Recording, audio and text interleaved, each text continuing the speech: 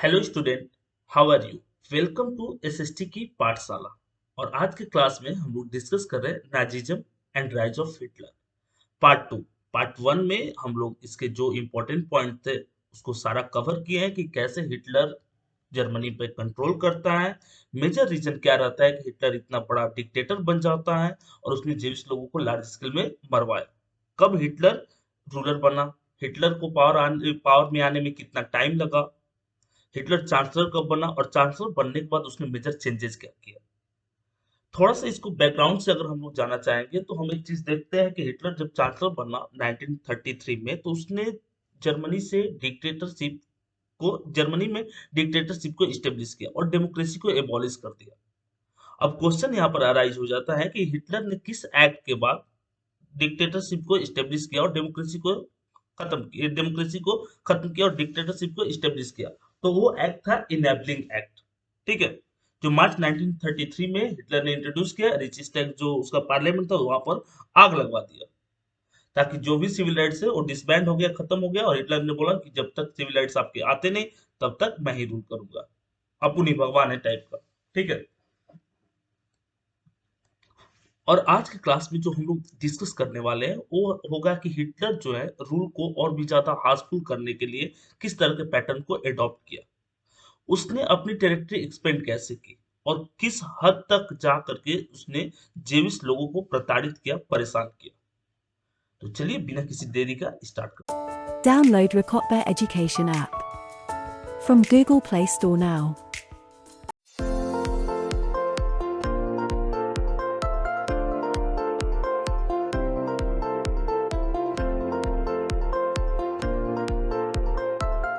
हैं। अब यहाँ पर आपको पॉइंट अराइज हो रहा है कि इस पॉइंट में हम लोग क्या जानने वाले हैं। इस पॉइंट में हम लोग जानेंगे कि हिटलर ने किनको ट्रू जर्मन मारा और किनको आउटसाइडर माना। हिटलर के अकॉर्डिंग हिटलर ने किनको हटा दिया। तो हिटलर जो है आउटसाइडर जेविस थे उनको हटा दिया। हिटलर के अकॉर्डिंग नॉर्डिक आर्यंस, जो आर्यंस थे वही जर्मन्स थे और उन्हीं को जर्मनी में रहने का अधिकार था। ये हिटलर की अपनी स्पेशलिटी थी। हिटलर इसी आइडियोलॉजी को लेकर के आगे बढ़ा। दूसरी बात की वो दो बड़े साइंटिस्ट के विचारों से काफी ज्यादा प्रभावित था और वो थे चार्ल्स डार्विन और हर्बर्ट स्पेंसर। तो चलिए डिस्कस करते हैं। यहाँ पर पॉइंट है कि Nazi ideology was synonyms with Hitler world wide view. देखिए नाजी की आइडियोलॉजी, नाजी मतलब नेशनल वर्कर्स जर्मन पार्टी, और इसकी आइडियोलॉजी मतलब हिटलर की वर्ल्ड वाइड व्यू। हिटलर उसी चीज को दिखाना चाहता था जो चीज वो चाहे, वही चीज बाहर आ पाती थी जिस चीज को हिटलर दिखाना चाहता था। नहीं तो कोई भी इंटरनल मैटर इसलिए उस टाइम में पब्लिश नहीं होती थी, वर्ल्ड को दिखती भी नहीं थी कि हिटलर किस कदर तक क्रूरता कर रहा है अपने कंट्री में। Nazi ideology was synonyms with Hitler world wide view. Nazi की आइडियोलॉजी मतलब हिटलर की आइडियोलॉजी, उसी की सारे मेथड्स। अकॉर्डिंग टू दिस बोला कि there was no equality between people but only a racial hierarchy. इसके वर्ल्ड जो हिटलर का व्यू था इसके अकॉर्डिंग कोई इक्वालिटी नहीं है। जर्मन्स जो वहाँ के नेटिव थे उनके बीच में और जेविश जो आउटसाइडर थे उनके बीच में बहुत ज्यादा डिफरेंस क्रिएट हो गया। वहां पर सुपीरियर कम्युनिटी जो मानी गई वो जर्मन को मानी गई, स्पेशली नॉर्डिक आर्यंस को। और एक तरह से जो सबसे बेकार कम्युनिटी मानी गई वो जीविस लोगों को मानी गई, जबकि रियलिटी अलग थी। जीविस लोग काफी मेहनती होते हैं, वो लोग काफी मतलब अलग अलग प्रोफेशन में भी थे। जस्ट लाइक एग्जाम्पल आप कह सकते हो उस टाइम प्रोफेसर, डॉक्टर या बड़े बड़े ट्रेडर्स वो जीविस थे। दूसरी बात कि हिटलर का जीविस से हेट करने का एक मेन और कारण हो जाता है कि फर्स्ट वर्ल्ड वॉर में, जैसा कि मैंने प्रीवियस वीडियो में बताया, फर्स्ट वर्ल्ड वॉर में जब जर्मनी हार गया तो लोगों ने इसका दोष जो है, इसका जो मतलब लीगल रीजंस माना जर्मन लोगों ने, वो जेविस लोगों को माना। उनका मानना था कि जेविस लोगों ने एलाइज आर्मी को सपोर्ट किया। तो इस तरह से दुश्मनी दुश्मनी का एक और कारण था कि जीसस क्राइस्ट जो क्रिश्चियनिटी के गॉड है उनको मारने का भी क्रेडिट जेविस लोगों को जाता है। तो एक कुछ मेजर रीजंस थे जिसके कारण एक डिफरेंस बन गया था क्रिश्चियनिटी और जीविस लोगों के बीच। Like in this view, born blue-eyed Nordic are Germans. One mark question कि जो नॉर्डिक जर्मन्स होते थे उनका आई का कलर क्या था, तो ब्लू आइज। वो आपको हनी सिंह का गाना मतलब याद ना आ जाए इसके बाद। Aryans were at the top. किसको टॉप पे माना गया, कौन रहेंगे टॉप पे, तो आर्यंस जो है, नॉर्डिक आर्यंस जो जर्मनी के नेटिव है, जिनको जॉन गॉटफ्राइड हर्टर ने द वोल्क बोला बोला है, वो वही टॉप पे रहेगा। while Jews were located at the lowest rung, मतलब आरएस टॉप पे और जीव्स कहाँ पर, लोएस्ट रंग एकदम नीचे में। They came to be regarded as the anti race, क्योंकि सपोर्टिव रेस किसको माना गया, आर्यंस को, तो एंटी रेस कौन हो गया, जेविस हो गया। The arc enemies of the Aryans, और जेविस को आर्क इनेमी, जानी दुश्मन माना गया, किनका, आर्यंस का। मतलब एक तरह से एक साइड में आर्यंस, एक साइड में जेविस, ठीक है। सारा पावर किसके पास था, जर्मनी के नेटिव लोगों के पास था, नाजी पार्टी के पास था। तो सुपरियरिटी किसको मिलेगी, आर्यंस को मिलेगी। किसके साथ डिस्क्रिमिनेशन होगा, जेविस लोगों के साथ डिस्क्रिमिनेशन होगा।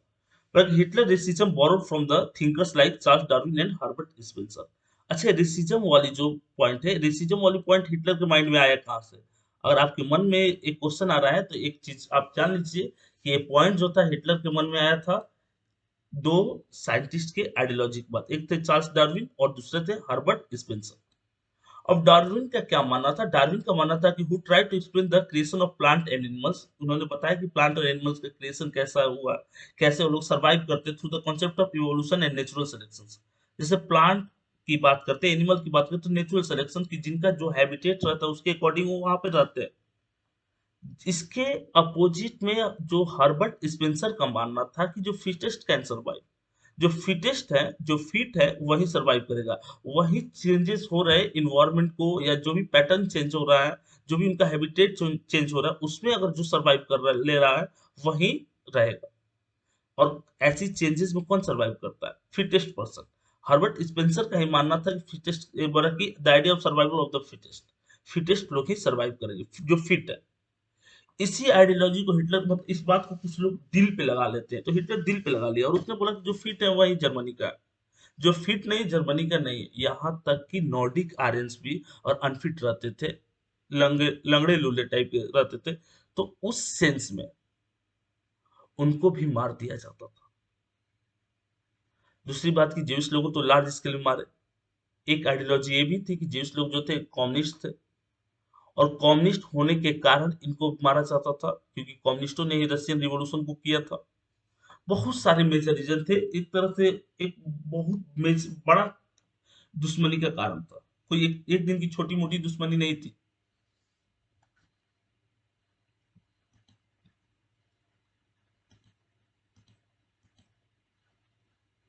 देखिए यहाँ पर पॉइंट क्या है, अब यहाँ पर देखेंगे, बोला कि the Nazi argument was simple, the strongest race would survive and the weak ones would perish. Strongest जो है, जो पावरफुल है वही सर्वाइव करेगा, और जो पावरफुल नहीं है वो क्या करेगा, पेरिश हो जाएगा। पेरिश मतलब खत्म हो जाएगा, ठीक है। जो पावरफुल नहीं है उसको रहने का कोई अधिकार नहीं है, ये मानना था नाजी वालों का।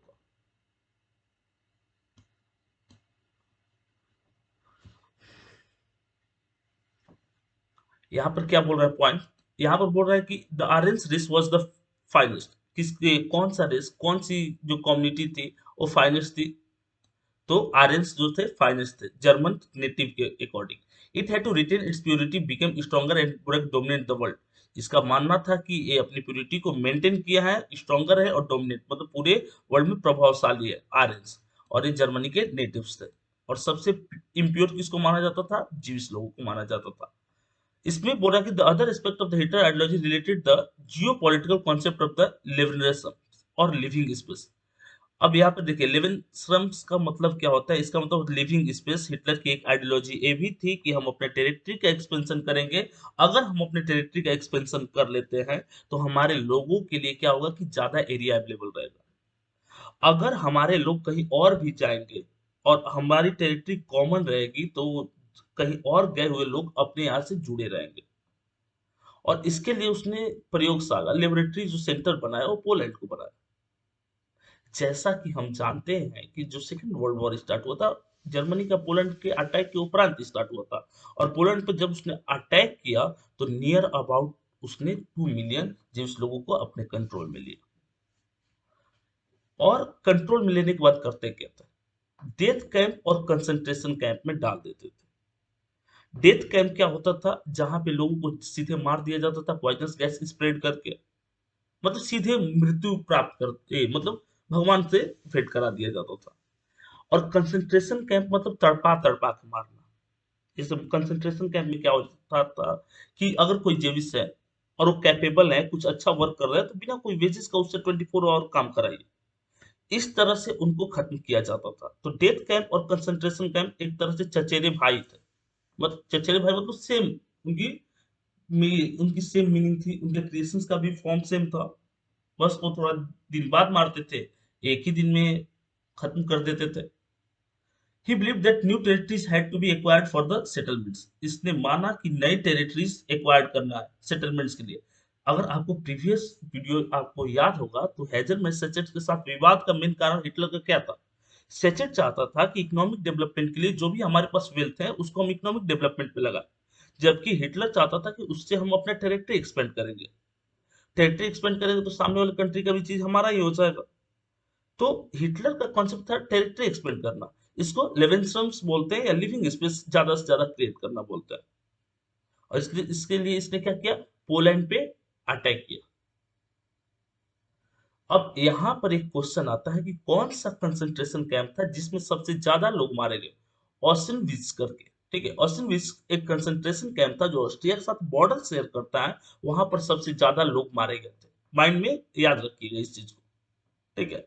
दूसरी बात की कंसंट्रेशन कैंप तक लोगों को कैसे ले जाया जाता था, तो व्हीकल्स होती थी, जैसे कि ट्रेन ट्रेन जिसमें हम लोग के यहाँ ट्रेन में क्या होती है, बहुत सारी बोगी होती है, उसमें बहुत सारी खिड़कियां होती हैं। जबकि ऐसे कंसंट्रेशन कैंप वाली जो कंसंट्रेशन कैंप को जाने वाली जो ट्रेन होती थी, इसमें बोगी होती थी, ठीक है, लेकिन उस बोगी में बस एक ही विंडो होता था। दूसरी बात, उनको ठूस करके मतलब कम जगह और बहुत सारे लोगों को पुट करके भेजा जाता था। थोड़ा सा पानी दिया जाता था, बहुत सारे लोग रहते थे उसमें। तो इस तरह से उनको तड़पाया जाता था, उसके बाद डायरेक्ट उनको कंसंट्रेशन कैंप में भेजिए, वहां पर पॉइजनस गैस स्प्रेड होता था। लोगों को ये नहीं बोला जाता था कि आपके ऊपर पॉइजनस गैस स्प्रेड होगा, लोगों को बोला जाता था कि आप जाइए शावर लीजिए, और नहाते टाइम ही वो निकल लेते थे।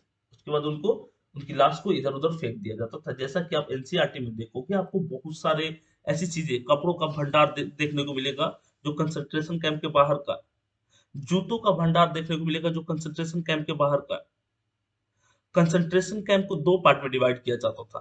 कंसंट्रेशन कैंप को दो पार्ट में, जैसे मान लीजिए कि एक पार्ट ए हो गया, ठीक है, और एक पार्ट ए हो गया।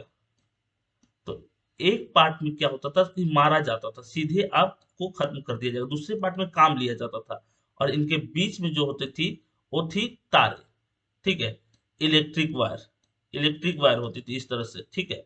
और मान लीजिए कोई भागने की कोशिश भी किया तो वो अपने आप मर जाता था। ये आपको पेजेस में एनसीईआरटी में देखने को मिलता था। तो इस तरह का कुछ क्रिएशंस होता था। Hitler intend to extend German boundaries by moving eastward to working concentrate. Eastward वो मूव करना चाहता था, क्योंकि ईस्टवर्ड में रसिया रूल करता था। दूसरी बात की रसिया और पोलैंड के कुछ स्टार्टिंग पार्ट को उसने स्टार्टिंग में क्या किया, कंट्रोल भी किया, ठीक है। All German geographical in one place, इसका मानना था कि अगर जर्मनी, जैसे मान लो जर्मनी जर्मनी का एरिया हो गया, ठीक है, और अगर पोलैंड के एरिया को भी इसमें ऐड कर देंगे, ठीक है, ये ऐड कर दिए, ऊपर का कुछ रसिया के एरिया को ऐड कर दिए, और इसका मानना था कि ये जो बीच वाला पार्ट है इसको आप इसको हटा दीजिए, ठीक है, इसको नहीं हटाना था, कोई बात नहीं। देखिए, जैसे ऐसे इस तरह से कुछ था। तो ये तो टेरिटरी मेरा एक्सपेंड कर गया, इसके एरिया को और इसके एरिया के और इसके रिसोर्सेज को भी हम यूज कर लेंगे। एक कॉन्सेप्ट था हिटलर का, ये चाहता था कि सारे जर्मन को एक ज्योग्राफिकल बाउंड्री में, एक टेरिटरी में लाए। जर्मन पीपल बोला कि Poland become the laboratory of experimentations. Question one mark आएगा कि किस पे अटैक किया गया, या कहां से उसने स्टार्ट किया हिटलर ने, तो पोलैंड से स्टार्ट किया। और पोलैंड पे ही 1 सितंबर 1939 को हिटलर अटैक करता है। सेकेंड वर्ल्ड वॉर इसी से स्टार्ट होता है, माइंड में इस चीज को रखिएगा आप, ठीक है। इससे पहले क्या करता है, तो 1938 में, इससे पहले हिटलर जो है 1938 में ऑस्ट्रिया पे अटैक करता है, वन पर्सन वन नेशन, ठीक है, वाला कॉन्सेप्ट के साथ। और ऑस्ट्रिया जहां पे हिटलर का जन्म हुआ था। तो इस तरह से हिटलर जो है अपनी टेरिटरी को एक्सपेंड करता है, और हिटलर के सपोर्टर्स भी उस टाइम बहुत सारे थे। ऐसा नहीं कि हर कोई अपोज करता था, और ऐसा भी नहीं था कि जर्मन में हर कोई सपोर्ट करता था। ये देखिए, जो आपको पिक्चर बैकग्राउंड में दिख रहा है, स्वास्तिक चिन्ह है, आर्यंस लोग इसी को यूज करते थे। हिटलर भी अपनी रैली में इसको वाइडली यूज करता था। चीजों को यहाँ पर समझते हुए चलिएगा, ठीक है।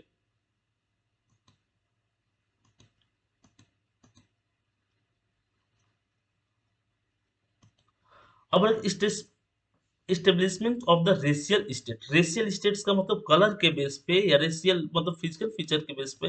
अब फिजिकल जो आपका अपीयरेंस है उसके बेस पे आपको इंपॉर्टेंस दी जाएगी। और उसका बेसिस क्या था कि अगर आपके पास ब्लू आइज है, अगर आप ट्रू जर्मन है तो आपको प्रेफरेंसेस दी जाएगी, और अगर आप ट्रू जर्मन नहीं है तो आपको प्रेफरेंसेस नहीं दी जाएगी, ऐसा इनका मानना था। माइंड में इस चीज को लॉक कर लीजिए। But once in power, the Nazi quickly began to implement their dream of creating an exclusive racial community of pure German by physically eliminating all this. German का जो नाजी पार्टी थी, ठीक है, ये जो आपको पार्टी दिख रही है, इसका मेन व्यू क्या था कि जो जर्मन है, जो नेटिव्स है, जो प्योर है, जो जिनकी आइज ब्लू है, उन लोगों का ही रूल होना चाहिए, उन लोगों के पास ही पावर होना चाहिए, जबकि इससे पहले जेविस लोग ही रिच थे। और इस तरह से जब नाजी पार्टी पावर में आती है, कब पावर में आती है, 1933 में जब नाजी पार्टी पावर में आती है, तो उसके बाद इसने रूल करना स्टार्ट कर दिया। ठीक है, और इसी प्रोसीजर पे काम किया। और इसके इस प्रोसीजर पे काम करने में, इसकी आइडियोलॉजी को स्प्रेड करने में, सपोर्ट करने में एसएस का बहुत ज्यादा हेल्प था। एसएस का मतलब पागलों की एक आर्मी थी, जिसको हिटलर ने बनाया था, एकदम जो बेकार क्वालिटी के। और इनका काम था सीधे मारना। किनको मारना? जो रेशियल नहीं, जो मतलब इम्प्योर थे, जो नेटिव नहीं थे, उनको मारना। तो हिटलर के आइडियोलॉजी को स्प्रेड करने में इस एसएस जो सीक्रेट पुलिस सर्विस थी, इसका इम्पोर्टेंट रोल रहता। This means that Boraki means that even those German who were seen as impure or abnormal had no right to exist. यहाँ तक कि इनके अलावा, देखिए, एक तो जेविस थे, कम्युनिस्ट थे, डेमोक्रेट्स थे, उन वो तो दुश्मन थे। इसके अलावा कोई जर्मन भी इम्प्योर माना जाएगा, abnormal had no right to exist. अगर वो इम्प्योर या एबनॉर्मल है तो उसको भी रहने का कोई अधिकार नहीं है। जो ट्रीटमेंट जीविस लोगों के साथ करता था, वही ट्रीटमेंट इनके साथ भी करता था। किस आइडियोलॉजी पे? Fittest would be survive. तो उस कॉन्सेप्ट पे कि फिटेस्ट लोग ही सर्वाइव करेंगे। अंडर द इंथोनेसिस प्रोग्राम, हेलमत फादर along with अदर। जैसे कि अगर इंथोनेसिस प्रोग्राम के थ्रू हम देखेंगे तो क्या देखेंगे? एक चीज देखेंगे, हेलमत के फादर ने भी बहुत सारे लोगों को मारा था। ऐसे बहुत सारे बच्चे जो प्योर नहीं थे, उनको डॉक्टरों के द्वारा मार दिया जाता था। नाजी ऑफिसर्स had बल्कि condemned to death many Germans who were considered mentally और physically unfit। वो जर्मन जो मेंटली और फिजिकली अनफिट थे, उनको भी मार दिया जाता था। मैटर ये नहीं करता था कि आप जीवित हैं, मैटर ये करता था कि आप फिट है कि नहीं, आप लड़ पाइएगा कि नहीं, आप कंट्री के लिए फाइट कर पाइएगा कि नहीं एलाइड पावर के अगेंस्ट। अगर आप कर पाइएगा, आप सरवाइव कीजिएगा। अगर आप नहीं कर पाइएगा, आपको सरवाइव करने का कोई अधिकार नहीं, आपको भी खत्म कर दिया जाएगा। ये हिटलर की आइडियोलॉजी थी। अब यहाँ पे देखिए, बोले many gypsies and black living in Nazi Germany were considered as racial inferior. Many gypsies मतलब आउटसाइडर, जो क्या थे, नॉर्डिक आर्यंस नहीं थे, या ब्लैक लिविंग जो थे, जैसे कि हम जेविस की बात किए हैं, या डेमोक्रेट्स की बात की है, पोलिश लोगों की बात किए हैं, और रशियंस की बात की है, तो उन लोगों के साथ भी सेम ट्रीटमेंट होता था। वो threaten the biologically purity of the superior Aryan race. किनको सुपीरियर माना गया? तो 10 बार इसका जिक्र आज क्लास में हुआ है कि आर्यन रेस को सुपीरियर माना गया। ये आर्यन कौन थे? तो जर्मनी के नेटिव थे। देयर वेर, बोला कि वाइडली प्रोसिक्यूटेड, और इनको क्या किया गया, जो ये लोग थे इनको खत्म कर दिया गया, जो आर्यंस के अलावा और कोई थे, इनको खत्म किया गया। ठीक है। Juice remain the worst suffered in Nazi Germany. सबसे ज्यादा अगर किसी ने कोई परेशान हुआ तो वो थे ज्यूस लोग। Nazi hated of Jews had a precursors in the traditional Christian society towards Jews. इनकी दुश्मनी का एक मेन कारण था कि ये जीसस क्राइस्ट को मारे थे। They lived in the separately marked areas called ghettos. इनको सेपरेटली मार्क्ड एरियाज में रखा जाता था, जिसको गेटोस कहते हैं। अब यहाँ पर इस चीज को समझ लो। अच्छा, एक बात बताओ, हिटलर के आने से पहले क्या ज्यूस लोगों का कंडीशन ये था? नहीं, ज्यूस लोग काफी अच्छे कंडीशन में थे। लेकिन जब से हिटलर आया, उसने ज्यूस लोगों के साथ डिस्क्रिमिनेशन करना स्टार्ट किया। यहाँ तक कि उनकी प्रॉपर्टी को छीन ली जाती थी, और उसके बाद इनको ऐसे गेटोज में रख दिया जाता था। गेटोज मतलब एकदम ऐसे रीजन जो डेवलप ना हो, एक कंसंट्रेशन कैंप से, जिनसे उनकी सारी फैसिलिटी छीन ली जाती थी, उनसे अलग अलग तरह के काम कराए जाते थे, जिसके लिए वो नहीं बने थे। वो तो इंजीनियर डॉक्टर प्रोफेशन या अच्छे अच्छे जॉब में थे। या ट्रेड बिजनेस करते थे, लेकिन उनसे अलग काम कराया कराया जाता था। एक तरह से बदला ले रहे थे हिटलर और उसके लोग, किससे? जीविस लोगों से। बोल रहा है फ्रॉम 1933 से 38, यही वो टाइम पीरियड था जिस टाइम हिटलर ने अपनी इकोनॉमी को इस्टेब्लिश किया, अपनी आर्मी को स्ट्रॉन्ग किया, इस कैपेबल बनाया कि वन सितंबर को, ठीक है, 1 सितंबर को क्या कर सके, 1 सितंबर 1939 को अटैक कर सके, किस पे? पोलैंड पे, और सेकेंड वर्ल्ड वॉर को स्टार्ट कर सके। इस चीज को याद रखिएगा। किस दिन स्टार्ट हुआ था? 1 सितंबर 1939 को। The Nazi terrorized, pauperized and segregated the Jews, compelling them to leave the country. इनसे बोला गया, ये पावर अपने पास सेंट्रलाइज किए, इनसे बोला गया जीविस लोगों से कि आप कंट्री छोड़ दीजिए। उनके पासपोर्ट छीन लिए जाते थे, उनको कंसंट्रेशन कैंप में रख करके मारा जाता था। जैसा कि 2 मिलियन लोगों को अरेस्ट किया गया, अपने कंट्रोल में लिए जब ये पोलैंड पे अटैक किए। और नेक्स्ट फेज की बात करेंगे तो काफी दर्दनीय स्थिति रहती है डेथ कैंप में और कंसंट्रेशन कैंप में जीविस या और जो इम्प्योर रेस वाले थे। aimed at concentrating them in the certain areas and eventually killing them in a gas chamber in Poland. Poland के गैस चैम्बर में इनको मार दिया जाता था। ठीक है, बहुत सारे गैस चैम्बर थे, वही जो मतलब सावर टाइप का था, उसमें पॉइजनस गैस स्प्रेड हो जाते थे और लोग ऐसे मर जाते थे। Police children who look like Aryans were forcibly, अब यहाँ पे देखिए इस टर्म में क्या बता रहा है कि जो भी पुलिस लोग या कोई आउटसाइडर अगर आर्यन के जैसा दिखता था, उसके ब्लू आइज होते थे, डॉक्टर उसकी प्रॉपर जांच करते थे और थोड़ी सी भी मतलब सिमिलर होता था, तो उनको उनके मदर और फादर से छीन लिया जाता था और किसको दे दिया जाता था? जो नेटिव जर्मन थे वैसे पेरेंट्स को दे दिया जाता था कि आप इसको पालिए पोसिए और इसको जर्मनी के लिए मतलब रेडी कीजिए, जर्मनी के लिए फाइट करने के लिए रेडी कीजिए। इस तरह के कुछ सिस्टम्स नाजियों ने स्टेब्लिश कर दिया था जर्मनी में। But the German family, they were deposited in the orphanage who most perished with some of the largest ghettos and gas chamber. The government also served the killing fields of for the Jews. Killing fields भी मतलब एक मारने का एक centre point death chambers या concentration camp गेटोस, इन सब में इनको इनकी डिग्निटी अफेक्ट करने के लिए कार्टून्स बनाया जाता था, एक तरह से दैत्य या दानव की तरह दिखाया जाता था इनको। जैसे कि एनसीईआरटी में दिख रहा है, मोटे से आदमी है जो जीविस को रिप्रेजेंट कर रहा है। तो इस तरह की चीजों से एक नफरत पैदा करने की कोशिश की जाती थी नॉर्डिक आर्यंस के मन में, किसके प्रति? जीविस लोगों के प्रति। जैसा कि हम देखेंगे कि जीविस टीचर को उनका जॉब छीन लिया जाएगा, स्कूल में हिटलर को एज ए मसीहा दिखाया जाएगा, हिटलर की पूजा करने की बातें बोली जाएगी, सिलेबस में हिटलर के बारे में ऐड कर दिया जाएगा, जेविस बच्चों को स्कूल से निकाल दिया जाएगा, जेविस और नॉर्डिक आर्यंस एक साथ बैठ कर पढ़ नहीं सकते, जेविस टीचर जो है वो नॉर्डिक आर्यंस को पढ़ा नहीं सकते। इस तरह की कुछ चीजें इंट्रोड्यूस की गई बॉटम लेवल पे, अपने साम्राज्य को और भी ज्यादा स्ट्रॉन्ग और भी ज्यादा मतलब डोमिनेंस बनाने के लिए हिटलर ये सब चीजें इंट्रोड्यूस किया। ठीक है,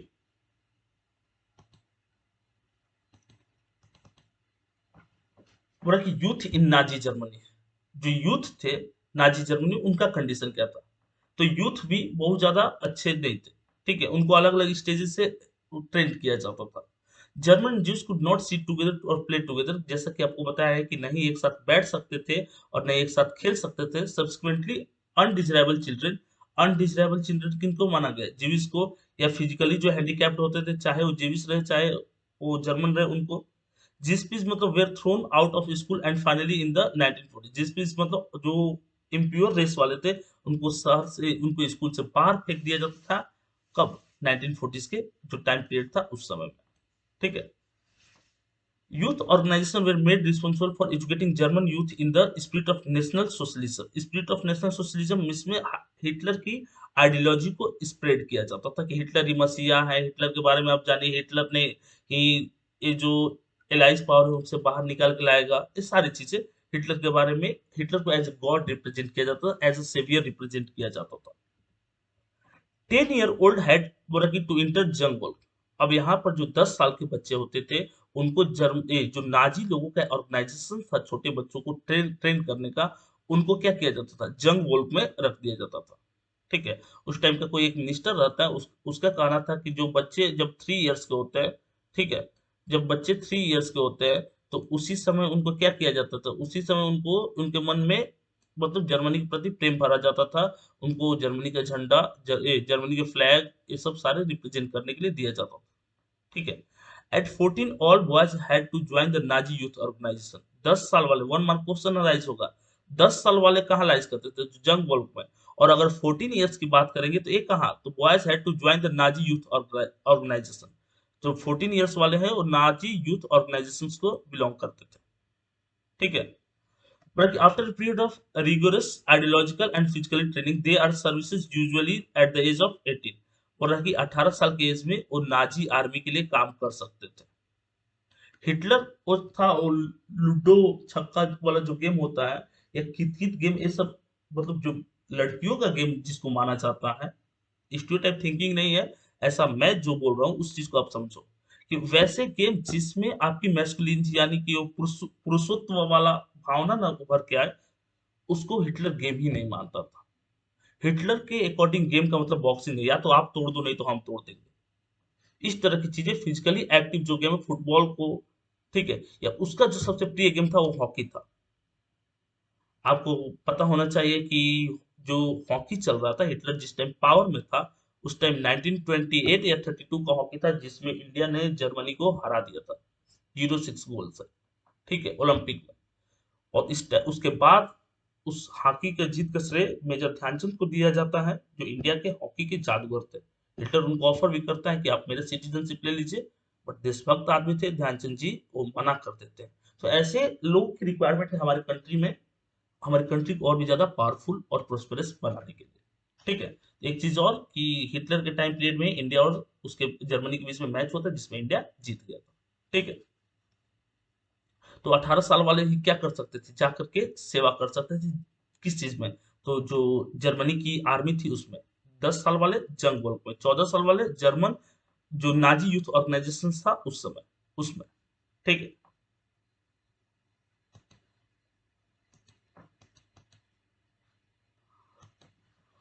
अब यहाँ देखिए इस पॉइंट में क्या किया जाएगा, एक बात माइंड में आप लॉक कर लीजिए। इस पॉइंट में जो है,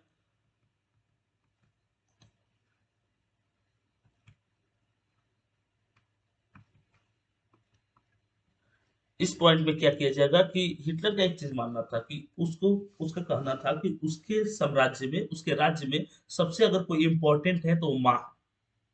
क्यों इंपॉर्टेंट है माँ, इस चीज को देख लीजिएगा। वही माँ इंपॉर्टेंट है जो फिटेस्ट बच्चों को जन्म देती है। यहाँ तक कि उसने मेडल भी डिक्लेयर कर दिया था कि इतना के बाद एक ब्रॉन्ज मेडल देंगे, इतना के बाद आपको सिल्वर मेडल देंगे, और 8 के बाद आपको गोल्ड मेडल देंगे। इस तरह की चीजें इंट्रोड्यूस करता था। बहुत सारी जगहों पे उनको फैसिलिटीज भी दिया जाता था, जैसे कि होटल्स में, कोई शॉपिंग मॉल में, या मे बी आप ट्रेन में ट्रेवल करो तो टिकट में, इन सारी चीजों में उनको क्या रिबेट दिया जाता था। To encourage women to produce many children, honour crosses were बरकी अवार्डेड। बहुत सारे चिल्ड्रन को जन्म दे जर्मन लेडी लोग, इसके लिए उनको अवार्ड दिया जाता था। A bronze cross was given to 4 children. Bronze medal कितने चिल्ड्रन के दिया जाता था? 4 चिल्ड्रन के लिए। सिल्वर फॉर 6, सिल्वर मेडल जो था वो 6 चिल्ड्रन के लिए। एंड गोल्ड फॉर 8 और मोर, गोल्ड जो था वो 8 या उससे ज्यादा के लिए दिया जाता था। ठीक है। All are in women who deviated from the prescribed code of conduct were publicly condemned and severally punished। अगर किसी ने इस रूल को ब्रेक करता था तो उसमें उसको क्या हार्डली पनिश किया जाता है। इसके अकॉर्डिंग आप अगर जर्मन लेडी हैं तो आप जेविश लोगों से लव नहीं कर सकते हो, आप उनसे कोई रिलेशन नहीं रख सकते, तो उसके लिए आपको पनिशमेंट दी जाएगी। कहा तो ये भी जाता है कि हिटलर, ये र्यूमर है, इसमें कोई प्रमाण नहीं मिलता है, बट ऐसा सुनने में आता है बहुत सारे हिस्टोरियंस के द्वारा कि हिटलर जो था स्टार्टिंग स्टेज में उसकी एक लवर थी जो जेविश थे। वो धोखा दे देती है, वही जो दिल टूटता है। और उसके बाद उसने मतलब बदला लेने की ठानी कि हम जेविश लोगों से ही बदला लेंगे। ऐसा कुछ प्रमाण नहीं मिलता है, सिंपल सा कॉन्सेप्ट था कि इसी के चल तो लोग समझते थे कि जेविश लोगों के चलते ही जर्मनी का एक कंडीशन हुआ है, इसलिए जेविश से ज्यादा है। जे अच्छा, 3 दुश्मन जर्मनी का, जो जर्मन लोग जो नेटिव थे नाजियों का 3 दुश्मन देखिए एक ही लाइन से, जीविश, पोल्स और रशियंस। बल्कि where paraded through the town with the shaved heads, blackened face and placards hanging around their necks are announcing। बोल रहा है कि यहाँ देखिए इनको क्या किया जाता था, वो सर, मतलब सर मुड़वा करके इनको घुमाया जाता था। जैसे कि इंडिया में है कि सर मुड़वा कर गधे पे बैठा कर घुमाया जाता है, उनकी डिग्निटी को अफेक्ट करने के लिए ऐसे काम कराए जाते। उनके मुंह में काली पोत दिया जाता था, इस तरह की चीजें, या उनके मतलब गर्दन में कुछ ऐसे अनवांटेड होर्डिंग्स लगाया जाता था जिससे उनकी डिग्निटी अफेक्ट हो जाए। इस तरह की चीजें क्या किया हिटलर ने, किया इनकी डिग्निटी को अफेक्ट करने के लिए।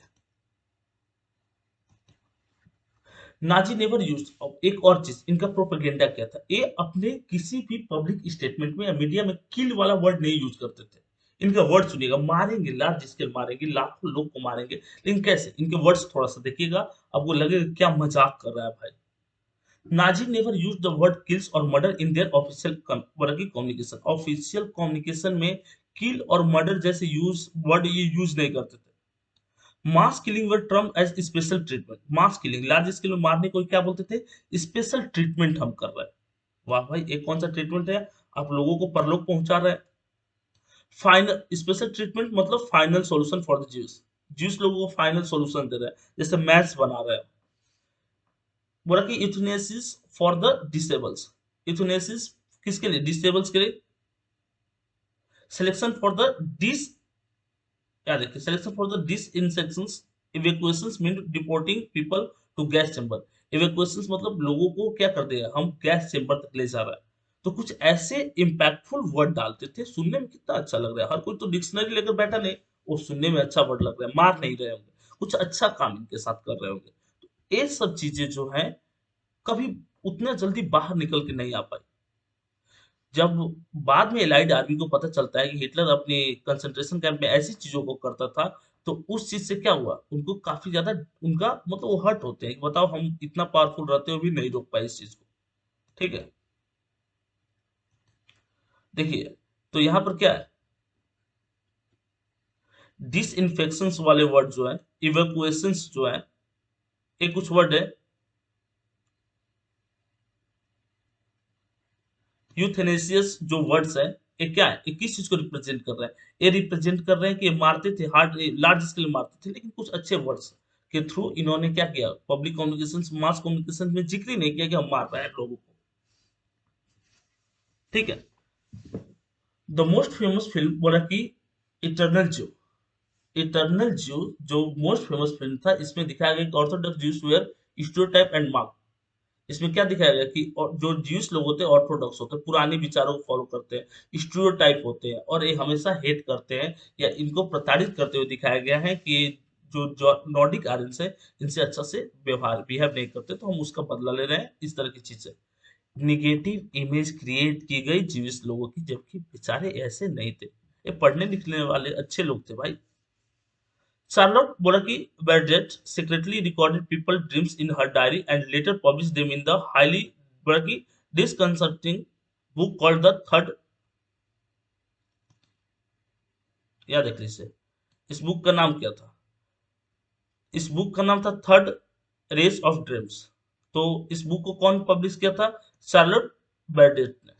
और इस बुक का नाम क्या था, the third race of dreams. और इसमें थीम क्या था, इसमें थीम सिंपल सा था कि इसने कंसंट्रेशन कैंप के लाइफ को बताया, इस कंसंट्रेशन कैंप के लाइफ को दिखाया।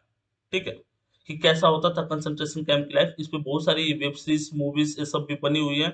आप अभी मूवी का नाम माइंड में नहीं आ रहा है, आप यूट्यूब पे जाकर के सर्च करके देख सकते हो, जिसमें आपको उसके बारे में अच्छा से बताया जाएगा।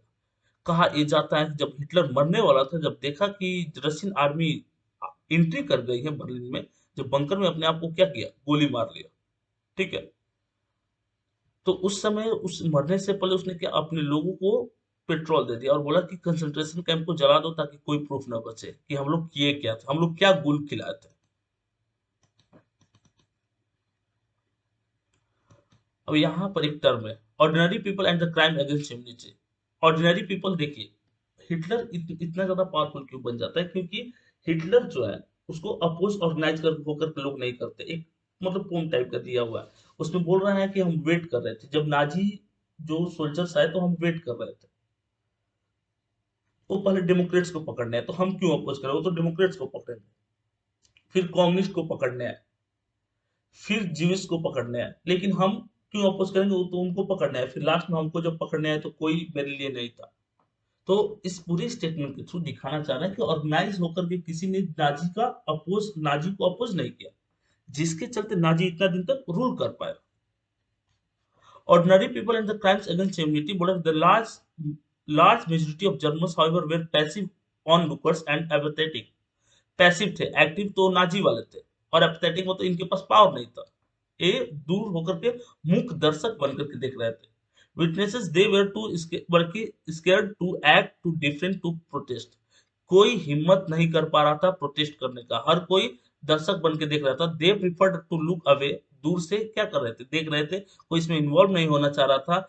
और यहाँ पर फादर पेस्टर निमोलर जो थे, a resistant fighter observed an absence of protest and बोला कि uncanny silence amongst ordinary, जो ऑर्डिनरी पीपल थे वो एकदम शांत बने हुए थे, जबकि पेस्टस बोला कि निमोलेकर जो थे वो अपोज करते हैं नाजी वाले को। The Jews wanted the world to remember the atrocities and suffering they had endured during the Nazi killing operations, also called the Holocaust. Holocaust का मतलब क्या था, बहुत ही बड़े स्केल में मारना। जीविस लोगों को तो मारा हिटलर ने, तो उसको हम क्या बोलेंगे, होलोकास्ट बोलेंगे। ठीक है, इस तरह से ये जो चैप्टर है नाजिज्म वो खत्म होता है। इसके रिगार्डिंग अगर आपको कोई डाउट है इस टॉपिक में या कोई इंसिडेंट से रिलेटेड, तो आप कमेंट करके पूछ सकते हैं। इसके अलावा अगर किसी भी चैप्टर का किसी भी तरह के क्वेश्चन से रिलेटेड आपको डाउट है, तो आप हमारे टेलीग्राम ग्रुप से जुड़ करके डिस्कशन ग्रुप में आप हमसे क्वेश्चन पूछ सकते हैं। 24/7 हम लोग अवेलेबल है, वहां पर आपके हर क्वेश्चन का आंसर दिया जाएगा। इसके अलावा एसएसटी के अलावा अगर डिफरेंट सब्जेक्ट्स में जैसे कि साइंस, मैथ्स या कंप्यूटर, संस्कृत, कोई भी सब्जेक्ट है एकेडमिक एजुकेशन से रिलेटेड, तो उसके लिए हमारा इग्नाइट वर्ल्ड पाठशाला करके चैनल है, डिस्कशन ग्रुप भी है, आप हमारे साथ वहां पर भी जुड़ सकते हैं, जहां पर हम आपके डिफरेंट सब्जेक्ट के प्रॉब्लम को सॉर्ट आउट करेंगे। इसके अलावा और भी हम लोग क्या है कि डिफरेंट सोशल नेटवर्किंग साइट्स पे अवेलेबल है, उस पे हम लोग इंफॉर्मेटिव चीजों को बारे में बताते हैं, कुछ इंफॉर्मेटिव इंसिडेंट्स या कुछ डेट्स के बारे में, तो आप हमारे साथ वहां भी जुड़ करके एंजॉय कर सकते हैं, नॉलेज गेन कर सकते हैं। और सबसे इंपॉर्टेंट पॉइंट, हर चैप्टर का क्वेश्चन क्विज के लिए, पीडीएफ के लिए, नोट्स के लिए आप हमारे प्ले स्टोर के ऐप आरकोटवा एजुकेशन को डाउनलोड करें, क्योंकि वो आपके लिए काफी बेनिफिशियल होने वाला है। जैसा कि अभी नया जो सेशन स्टार्ट हो रहा है, उन बच्चों में ज्यादा जोश देखने को मिल रहा है, बहुत सारे बच्चों ने उस चीज को डाउनलोड किया, उनका रिव्यू काफी अच्छा रहा है। कि जैसे चैप्टर 1 खत्म किया ऑफलाइन क्लास में, तो ऑफलाइन क्लास में खत्म किया, देखिए क्वेश्चन आपके पास बहुत सारे अवेलेबल हैं अलग अलग वेबसाइट पे, हम लोगों ने क्या किया है कि जो आपके लिए इंपॉर्टेंट क्वेश्चन है, वैल्यूएबल क्वेश्चन है, उन क्वेश्चन को हम लोगों ने ऐड किया अपने क्वेश्चन पेपर में। तो अगर आप कंपेयर करोगे क्वेश्चन, तो वहां पर आपको डिफरेंस देखने को मिलेगी, रियलाइज आप करोगे कि आप क्वेश्चन रियल जो हम लोग पढ़े हैं उससे रिलेटेड है, वही एग्जाम से आने वाला। तो उस चीज के लिए आप हमारे ऐप को जरूर डाउनलोड करें, और उसमें और भी इंफॉर्मेटिव चीजें हैं आपके लिए, बहुत सारी इंफॉर्मेटिव चीज, करंट अफेयर्स है, इसके अलावा डेली वर्ड मीनिंग है, और भी बहुत सारी चीज हम लोग इंट्रोड्यूस करते हैं। जैसा ही इंट्रोड्यूस करेंगे हम लोग अलग अलग नेटवर्किंग साइट्स पे आपको इन्फॉर्मेशन भी प्रोवाइड कर देते हैं। स्पेशली स्टेट जीके वाले पॉइंट्स को आप देखना न भूले, क्योंकि उसको काफी मेहनत से और काफी इंटरेस्टिंग वे से तैयार किया गया। चलिए मिलते हैं नेक्स्ट वीडियो के साथ, फिर इसी तरह से धमाकेदार तरीके में।